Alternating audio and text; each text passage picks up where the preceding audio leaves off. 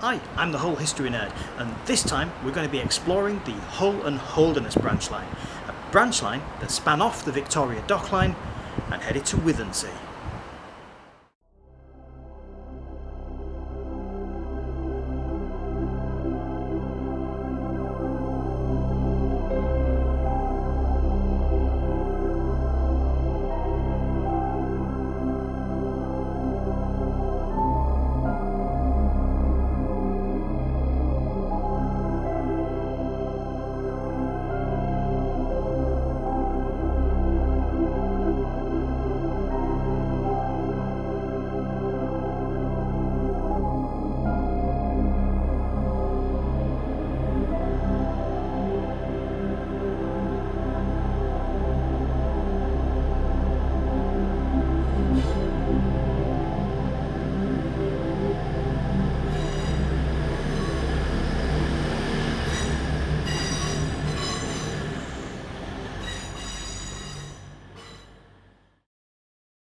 Well, here we are again at Paragon Station, and this time we're going to be looking at the Hull and Holderness line. Now, there had been plans in the 1840s to link Hull and Holderness. In fact, the York and North Midland Railway Company, when they put forward their proposal for the Victoria Dock branch line, which we cover in a different video, they'd actually included a package that would take the line out towards Pattrington. But that wasn't to be. They were turned down on that, and only the Victoria Dock Line was built. In 1852, however, a local businessman, Anthony Bannister, put forward his own proposal for a Hull and Holderness railway, and this was a little different. For a start, it threaded through old towns in South Holderness, places like Heddon and Keenham and Pattrington, but it didn't stop at Pattrington. He went all the way through to the coast, to a tiny, obscure little fishing village with 120 inhabitants called Withernsea. His plans were to transform it into a railway-fed holiday destination. But the line didn't originally start at Paragon. When the Hull and Holderness line was constructed, it actually terminated at Victoria Station, just north of Victoria Dock, on Heddon Road. This is the location of the station, now an industrial unit. You see, the Hull and Holderness Railway wanted to maintain independence, so they were operating and building their own railway lines and buildings, and using their own trains. It was much easier to get access to a relatively unused station like Victoria than pay the North Eastern Railway to lease the line to Victoria Dock and Paragon Station. However, this independence was short-lived. Withernsea wasn't growing fast enough to maintain the line. Financial pressures eventually forced them to hand over the running of the line to the North Eastern Railway on a lease system by 1860. And the North Eastern Railway subsequently used their own growing dominance of Hull's railway network to reroute the line via Southcotes Junction onto the Victoria Dock branch line, changing the terminus from the very out-of-the-way Victoria Station to the much more central Paragon Station. Victoria Station was finally closed to passengers in 1864, never to open again, living the rest of its life as Drypool Goods Station. This meant that from 1860, passengers would be able to catch the train to Withernsea from anywhere in town. Stepney Station on Beverley Road, Botanic Gardens on Princess Ave, or Southcote Station on Holderness Road, turning those stations into gateways to seaside holidays for generations of families in Hull.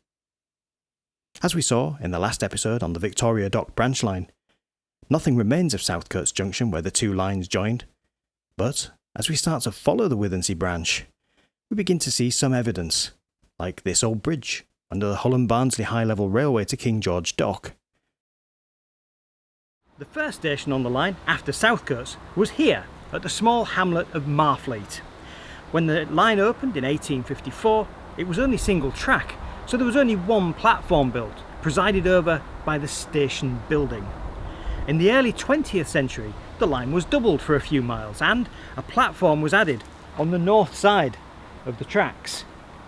The station building became a private residence sometime within the 1990s or early 2000s, and a fence was put up, so sadly we can't see the other side of the platform or much of the station building. The north platform is still very much visible, although dilapidated and overgrown. Marfleet was always one of the smallest stations on this route. Very few passengers ever used it, and the goods service in the 1800s didn't really warrant much expansion in terms of goods.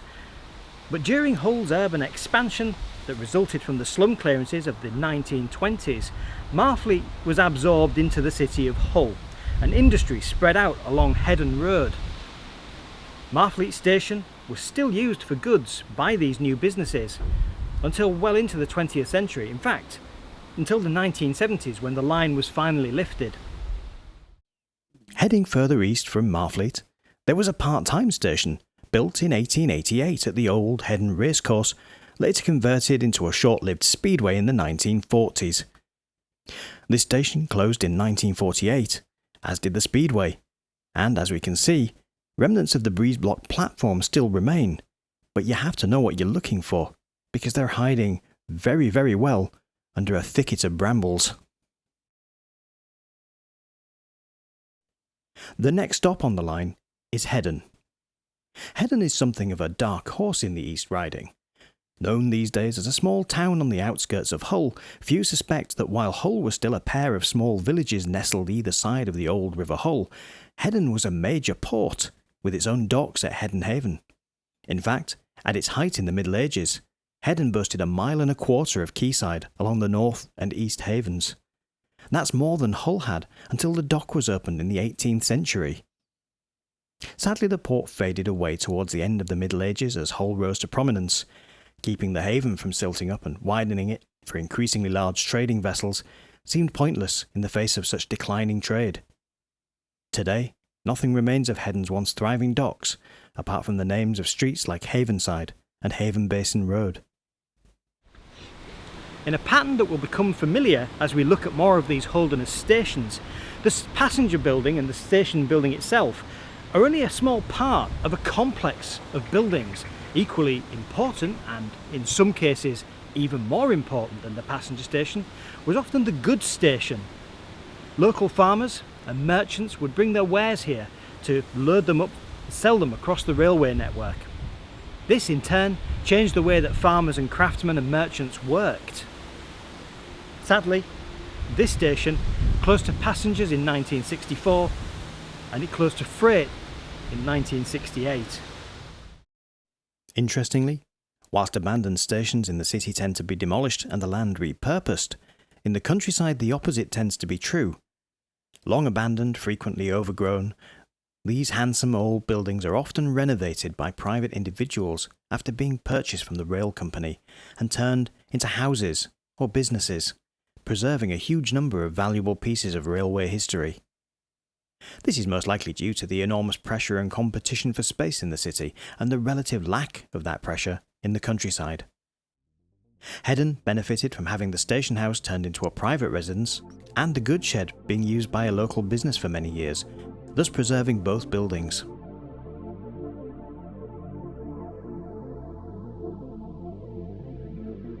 Burstwick and Rye Hill Station is next on our list. And, like Heddon, the station building is preserved as a private residence. The platforms are intact, and the whole area is very well kept. Burstwick was one of the smaller communities on the line, but being a centre for agriculture, helped keep the station open.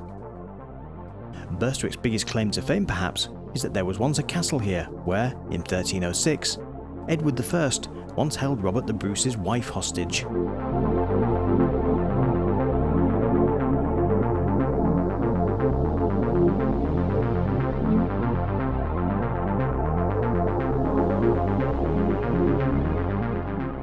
Moving on, like Heddon and Burstwick, the station buildings at Caingham have been converted into a private residence. In this case, the platforms have been removed, but further down the line, at Ottringham, the whole complex has survived. Platforms, station, goods shed, and even a station hotel.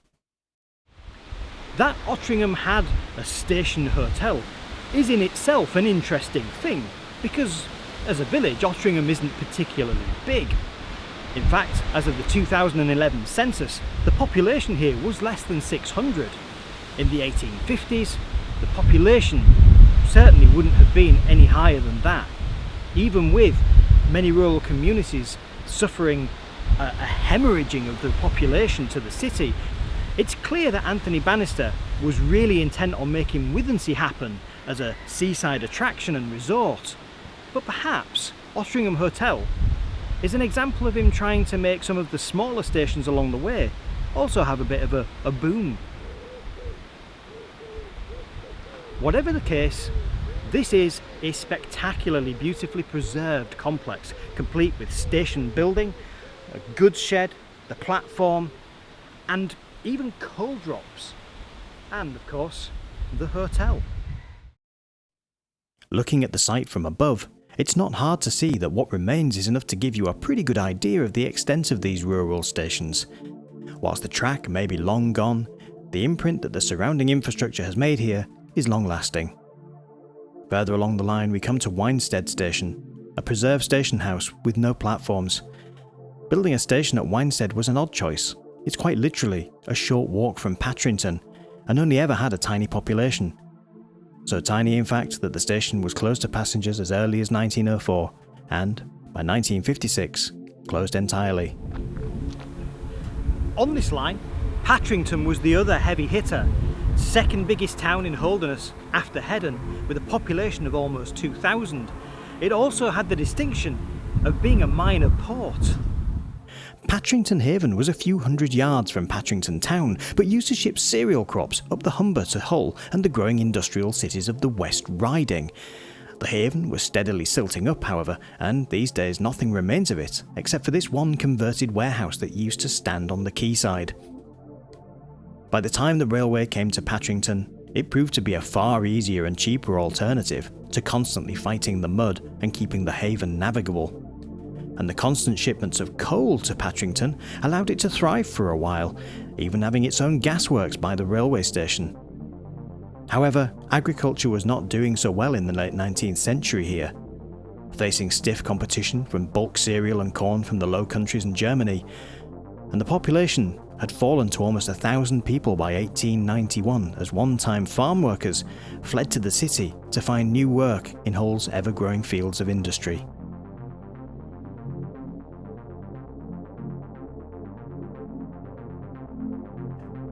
Just before we reach Withernsea, we find the small village of Holham, which probably had the shortest lived station on the whole line, closing to passengers in 1870. The village was tiny and mostly consisted of cereal and pig farmers, so the goods station here remained open servicing their needs until the 1950s. The old station building was demolished and nothing really remains here to be seen. And finally, we reach our seaside destination. Withernsea is an old community, first mentioned in the Domesday Book, although that Withernsea fell into the sea in 1444, but they built a new one just a few miles north, next to the village of Owthorne, and that's where it's been ever since. It was a small fishing village up until 1856, when the railway arrived. Anthony Bannister, by now Sheriff of Hull, had big plans for this small place. He built a grand station terminus.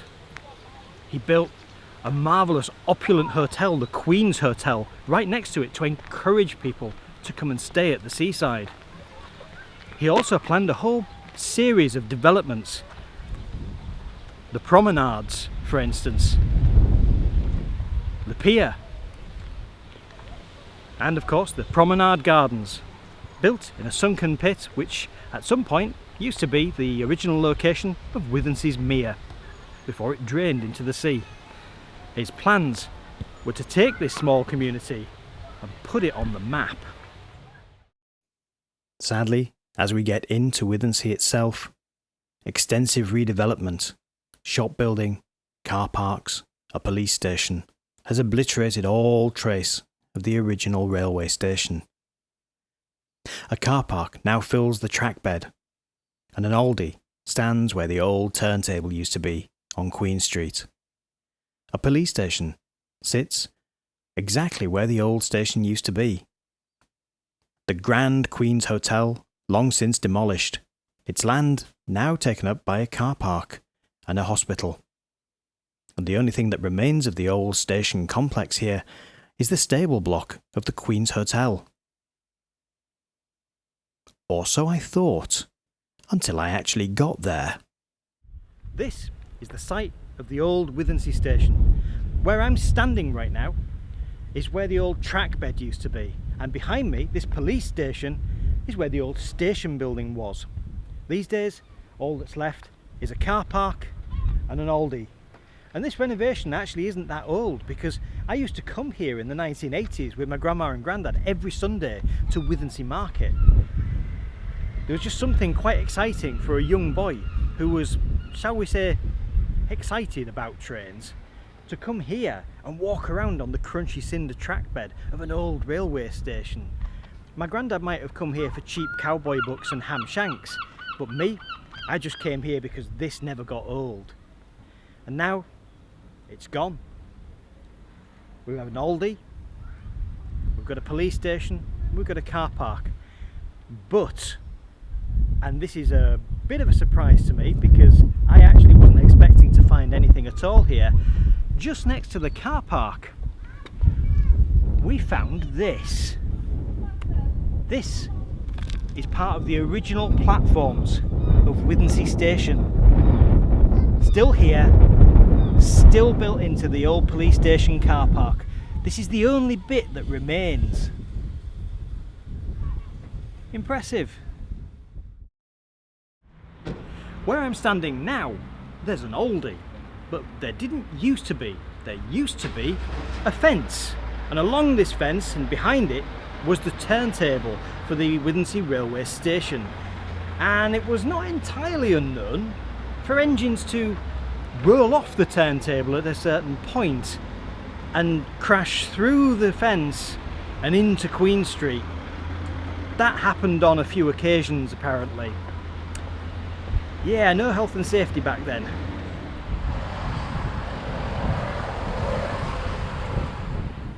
Withernsea Pier was built in 1877, and the general idea of it was that ships could moor up at the end, offload their stock and have it taken to the train station down the end of the road. Very quick and very easy. Unfortunately, a series of collisions with ships gradually reduced the length of the pier until by the 1890s there was nothing but a short ornamental stub of pier left. It was closed, what was left of the pier was demolished, leaving just the pier gates on the seafront. Did Anthony Bannister's attempt to create a seaside resort succeed? Absolutely. It may have taken a while for it to kick in, which sadly resulted in the North Eastern Railway finally taking over the line completely during the 1870s, but it wasn't an industrial town like Hull, or to a lesser extent Patrington. It was devoid of back-to-back slum housing and polluting chimneys. It had the advantage of being relatively classless, unlike the more grand middle-class resorts to the north, Bridlington and Scarborough, making it a good match for Hull's working class, who were only just getting used to the idea of having a day off. And this was a massive cultural change that industrialisation and the railways brought in. The idea that there was a day where you could not work and do something for fun was a new one.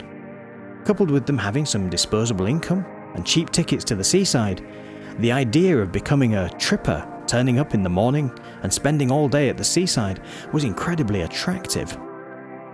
Because the Hornsey line didn't get built until a few years later, Withernsea won the hearts of many families who continued to come and stay here well into the 21st century. But the appeal wasn't just for the working people of Hull. From the late 19th century onwards, the town became a firm favourite for trippers from the growing cities of the West Riding, and for the rising middle classes, it became a home. The first commuters of Hull had found a place by the seaside to come home to after a hard day's work in the city. The trains were regular enough to support this lifestyle too. A timetable from 1898 shows that there were 13 trains a day to Withernsea, a journey that took an hour or 45 minutes if you got the express service that missed out the smaller stations. The earliest left Paragon Station at 6:20 a.m, and the last departed from Hull at 10:55 p.m. If you lived here, you could travel into Hull to work, or you could go in the evening to watch a performance and be back home in Withernsea that very same night. Bed and breakfasts, hotels, caravan parks all sprang up to support the welcome annual invasion of the trippers. An economy based around tourism put Withernsea on the map. But in 1964, Withernsea's umbilical cord was cut too early. When only a few working people had access to a car, the railway was axed as part of the Beeching report. Unlike Hornsey, Withernsea didn't have other industry here, and it was hit hard by the loss of a huge proportion of its tourist trade. By the time car ownership had caught up, it was too late. Withernsea had become a shadow of its former self. But the legacy remains of this grand plan to turn this tiny village that once fell into the sea into a grand resort. It worked, and it worked for a very long time. Even today, in 2019, families from Leeds, Bradford and Wakefield turn up here to spend a week on holiday. Old family favourites die hard, it seems. And of course, Withernsea wasn't alone. There were a great many seaside villages across England that were revitalised as resorts by the coming of the railways. Blackpool, Skegness, Redcar, to name but a few. The railways transformed the way in which ordinary working families spent their leisure time and, later, their staying away from home holidays. They radically changed the resorts too, creating jobs and growth. Withernsea was made by the railway, built from a pair of tiny villages with fewer than 200 inhabitants into a town of over 6,000. And that is a success by anyone's books. That's the end of today's journey. Please join me again for the next one, where we will be following the Hull and Hornsey Railway, its excessive extension, and looking at how the railway transformed the lives of farmers across the country. If you've enjoyed this video, please hit the like button and subscribe. If you've really enjoyed it, and you'd like to help me make these films faster and at a higher quality, please consider visiting my Patreon page. It doesn't matter how much or how little you contribute, you'll be helping me make more of these videos.